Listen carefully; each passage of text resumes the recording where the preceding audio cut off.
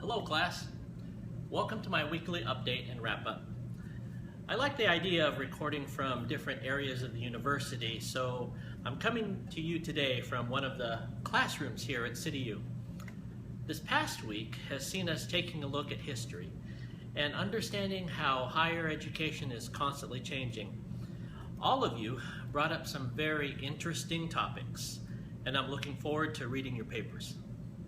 I was struck by the fact that every one of you are researching some very critical issues, which at first may seem like basic historical exploration.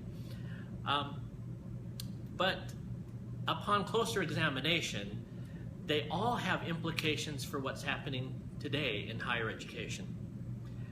The history of institutions serving a particular population, how a school provides access and opportunity for learning, the context of higher education outside the United States context, the transformation of a curriculum to more technological and industry orientations, and of course the impact of technology are things that colleges and universities are constantly wrestling with.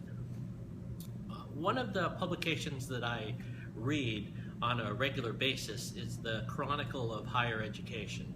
And it seems like every day these issues of access, curriculum, equity, technology are always in the news.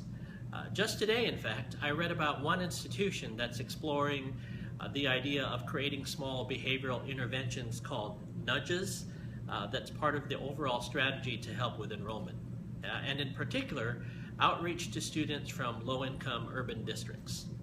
I also read about a university that's re-envisioning their curriculum of study to create this middle ground between the humanities and computer science.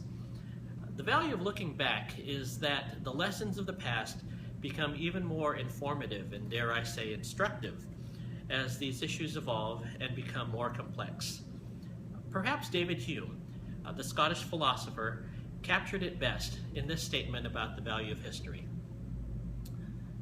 Mankind are so much the same in all times and places that history informs us of nothing new or strange in this particular.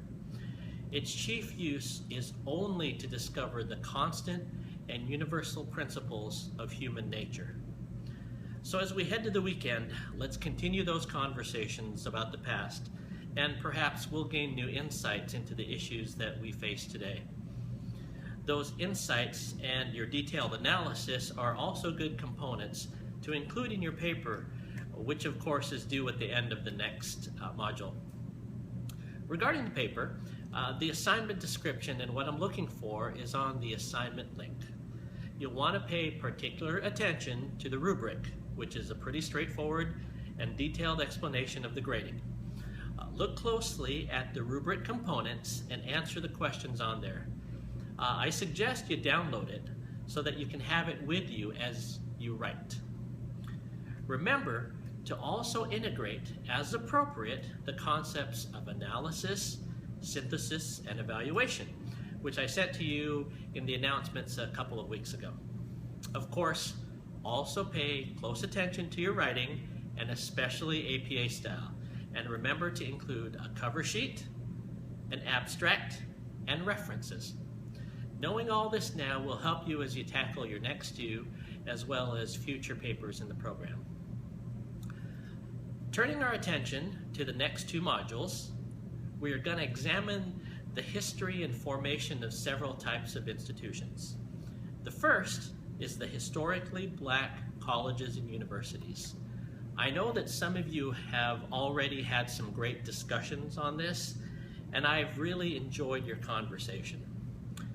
Historically black colleges and universities have a unique place in the universe of higher education in the U.S., as the lessons learned from their formation become even more critical for us today in the conversations around social justice, race, and equity.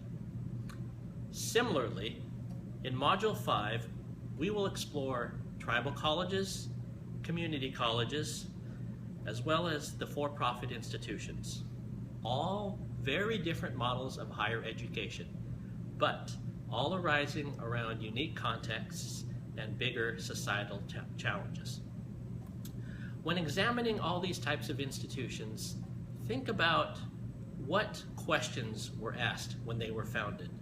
And just as important, what was going on at the time, both in the higher education sphere as well as in the larger society. Think also about if you were in a position of influence at the time when these schools were founded, what questions would have you asked? Would you support its mission? These are the kinds of questions that we'll be asking over the next 2 weeks. So that's this week's wrap-up. I hope you're enjoying our class so far. I know I have.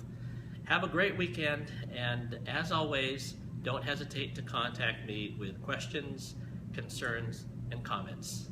I'll see y'all online.